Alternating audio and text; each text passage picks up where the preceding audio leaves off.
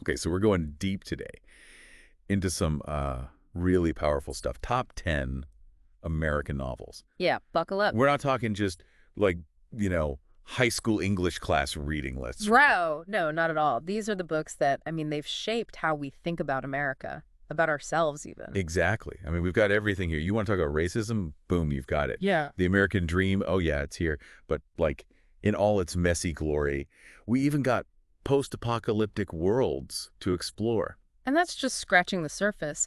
What really struck me going through this list is how much these novels say about who we are as a nation. They're like these snapshots of different moments in American history and culture, but they're not just looking back. No, they're grappling with these huge questions that we're still asking today. Like, what does it mean to be human? What does justice look like? How do we find our place in the world? Yeah, and the thing is, these books, they don't shy away from the tough stuff. They go right at it. And that's part of why they're so powerful. And another thing that really jumped out at me is how important setting is in these novels. Like, it's almost a character itself. Oh, absolutely. The setting isn't just a backdrop. It's like this active force shaping the story. Take The Grapes of Wrath, for instance. The Dust Bowl, the Depression. It's not just scenery. It's like a weight pressing down on every page. You can practically feel the dust in your throat, the desperation, the struggle to survive. It just pulls you right in. And that's how Steinbeck was able to create this powerful social commentary. He was a journalist by trade, so he brought that real-world experience into his fiction. It's like he's putting you right there on the road with the Joad family. You're feeling their pain, their resilience. And it makes you think, what would I do in that situation? Right. And speaking of The Grapes of Wrath, it's also a great example of how these novels deal with the theme of the American dream, but not always in the way you'd expect.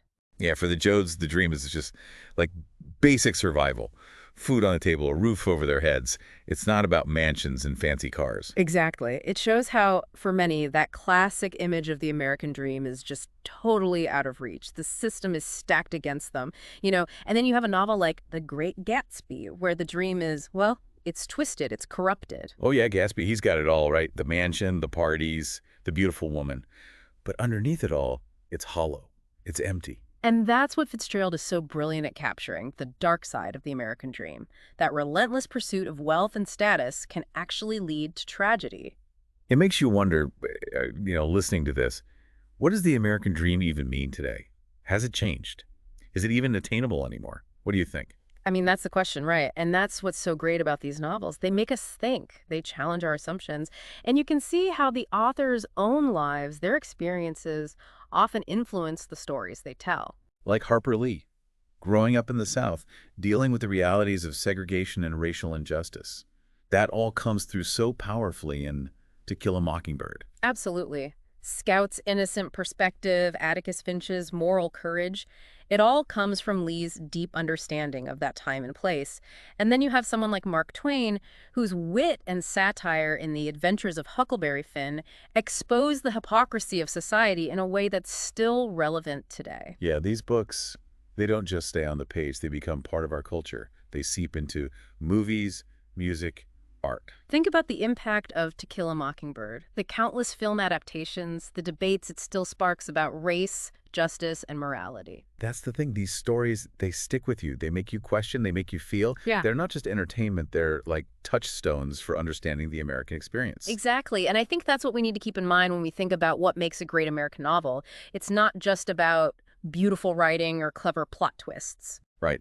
It's about stories that capture the essence of who we are, where we've been, and where we might be going. And it makes you wonder, what stories are we missing? What voices haven't we heard yet that could add even more richness and complexity to our understanding of the American identity? Yeah, and that's the exciting part. There's always more to discover, more to learn, more to discuss.